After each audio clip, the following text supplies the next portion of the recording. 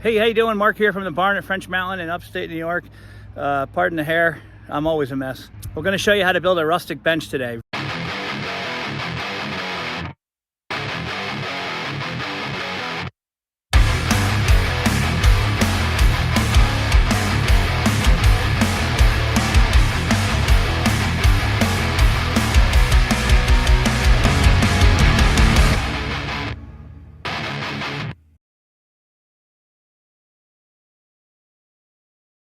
Very lightweight, very rustic bench, 8 foot long, hold 5-6 people depending. But anyway, we're gonna show you that in a sec.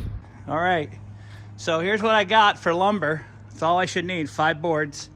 They're probably all around $5-6 bucks a piece.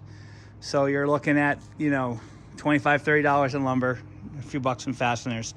Fairly inexpensive. This pine has been sitting for a while, so it's very dry. But again, I will show you exactly how to do this.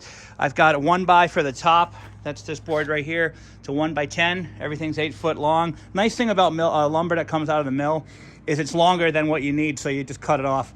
And then I've got 2x4s. Those are rough sawn 2x4s. 4 of them, and they're a little over 8 feet each. Here we go. All right. So the first thing I did, since all the lumber, you know, comes from the mill and it's got weird edges on it, is I squared off the edges on this side, everything square or close to square. Remember, it's a rough sawn bench, so I ain't gotta be perfect. That's the beauty of this. And then I cut my supports down to 7, so I need at least 2 of those, and I cut the bench top to 8. So that's all set, ready to be put together. I just gotta cut a few braces and supports and we're good to go. All right, everything's cut. So I went 18 inches on the supports here, the legs.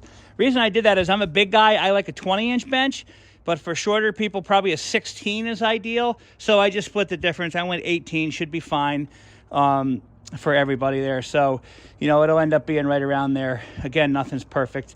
And then I did cut the center supports. I had to take 8 inches off because I'm working with 2x4, so I got to allow that. So those are under 7 feet. As you can see, they're 10 inches in. Then the 2x4 is going to go like this. All right, so that'll be set there. 6-inch center pieces here and rolling right along. Okay, there it is, all done. Took me a half hour.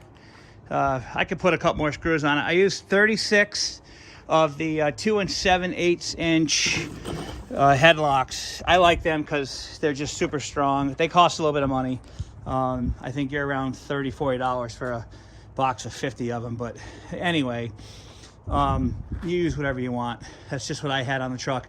There's the tools you need: safety glasses, a grinder, a pair of gloves, a saw, a square. You need a square, and a pencil, tape measure, and a drill. That's it. Done. Let's check this thing out. It's around 18 inches off the ground. The whole thing weighs about 15 pounds. It's so freaking light. Like, this is ridiculous. Look at this. It's just so light. It's so light because the wood's dry. If you build this with fresh wood, it's probably going to weigh around 30-40 pounds. Once it dries out, though, boom.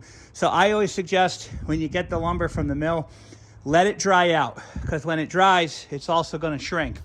And then you'll be off a little bit. So anyway, I did put a grinder to the top of it. And if you want, now you can stain it. You can grind or sand the legs.